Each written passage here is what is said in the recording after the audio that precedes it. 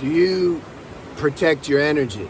You see, you're going to protect your energy automatically if you value your energy. Do you value it? Do you know what it means? Like, what does it mean? Somebody asks you, do you value your energy? It's like this. I've done this for years. This is how I know about it. Start to live a vibing, healthy lifestyle, doing semen retention, exercise, eating good, full on. In my 20s, life force super strong, getting a lot of attention, charismatic, magnetism. So what did I do? I used that. I used that to fuel my edging. I used that energy to get attention, to soak up attention, to try to get people to give me hits of validation. And then what would happen? I'd lose my energy. It's like if a good-looking man or woman is using these good looks to lure the people in, to seduce them, and then take all their money. You see, it's like that. I was doing something like that, basically. So it's like, or another example, you make good money, but then you just piss it away. Like you're making good money. Let's say your mom's sick. Instead of helping her, you're like going into massage parlors or buying prostitutes or buying ice cream and whatever. You're like wasting your money. You can be using it for a higher purpose, but you're wasting it. So that's what we're talking about, the energy. When you start to get some actual balanced energy, how are you using it? So you got to use it for the highest purpose. Use it. The highest purpose to use this energy for, you can say, self-reflection, inner realization. That energy, it's like it takes the consciousness through the labyrinths, the subterranean pathways to the source. Okay, if I got to be illustrative about it. But it gives us the subtleness of perception to do this inner looking in work, to see through the whole cosmic delusion that we're living in. This is what the energy can do on the highest level. But there's other levels. You don't just, you don't have to do that, at least right now. You can use this energy to help people. This is called karma yoga, actually. If you're using your energy to be of service to people, that actually purifies your mind and being, and your perception becomes subtle anyway, and then you can end up discovering who you really are beyond human level. That's a path. There's karma yoga, like through active service to others. Then they have bhakti yoga or devotional yoga or devotion. Those are your disciples of like Jesus or Krishna, and they're just worshiping God in form, whatever. There's different methods and vehicles to take us back to the source, depending on our constitution and temperament and character, etc. There's no one right way. Oh, if you don't do it this way, you're going to go to hell. Like, don't work like that. So, use this energy. Yeah, you could also use it for exercise. A lot of people use it for exercise, but be careful with that. Because if too much exercise, I made a video on true health. I don't know if I uploaded it yet. I think it's coming. Well, maybe it's up by the time you see this one.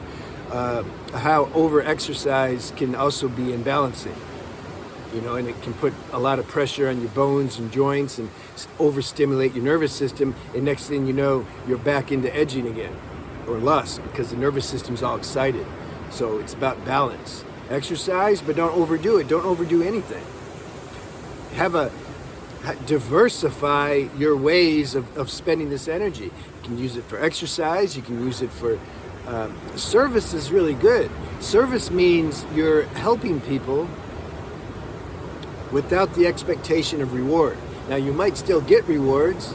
Like some of you send me donations. I appreciate that, but I can't like beg for it. See, that don't work like that. I need to trust the universe. The universe wants to send me a donation through somebody. Cool. So that's the whole point. Is you have to spend this energy in the right way. And then, because here's what happens if you don't. See, I used to give my energy away to people who don't deserve it. This is a good saying in the Bible: don't cast your pearls to swine, because they don't understand it. But what would happen is I would start getting like lonely, like a lot of you, because you leave me comments. I'd start to feel lonely, and then, see, that's the test, that's the challenge. You got to overcome that. Don't compromise. Don't compromise your integrity because you're starting to feel lonely. And then settle for cheap hits of like attention and euphoria to try to buffer that, get rid of that feeling of loneliness. Don't sell out to yourself. At the same time, if you do, it's okay. It's a learning process. But that's what I used to do. I didn't know how to channel my energy. And so I would just, like, my ego mind would take it, and I would go to places where the girls are, and I would just try to, I would turn up the charm. I'd try to extract that female energy and attention. And then I'd get burned out. I'd lose all my energy after a while. Because I wouldn't be making deposits, so to speak, to use bank references. I have this energy, but then I'm just making withdrawals.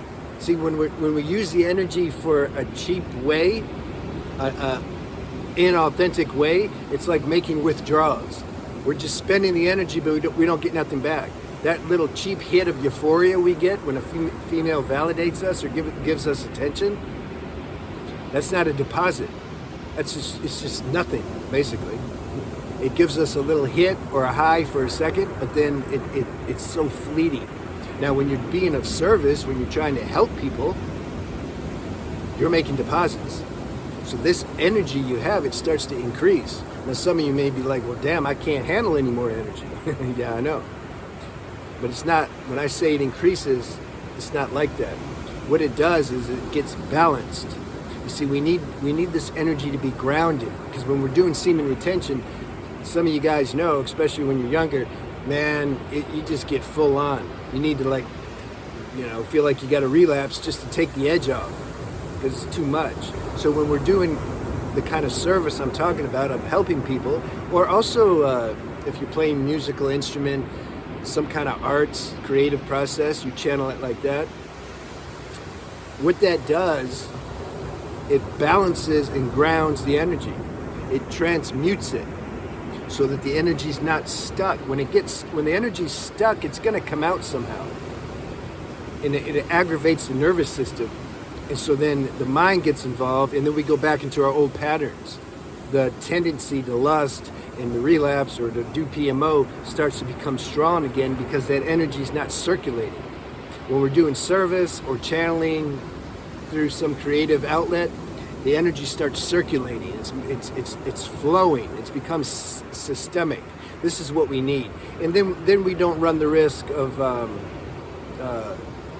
having the energy get like locked somewhere and concentrated, and causing this pressure to where then we got to release it via PMO or some other edging, trying to get female attraction, etc. That's what happens. This is the alchemic process in the play of energy. This energy is going to get expressed in one way or another, but we have to use wisdom to make sure it gets expressed in the right way, so that then we can enjoy our life. We can have feelings of contentment and balance, instead of feeling like edgy and just like a nervous wreck all the time, because this energy can wreck you neurologically if you don't spend it properly. You see, there's all these things, like we gotta consider everything. You don't just start doing semen retention and everything's good. No, it's a lifestyle. It's a learning process. You've embarked on a higher level of consciousness now, and so there's other things that you got to consider. This is why I'm making videos. We're talking about that, so that then you can get some direction and guidance to make this process easier. That's the point. All right, have a good day.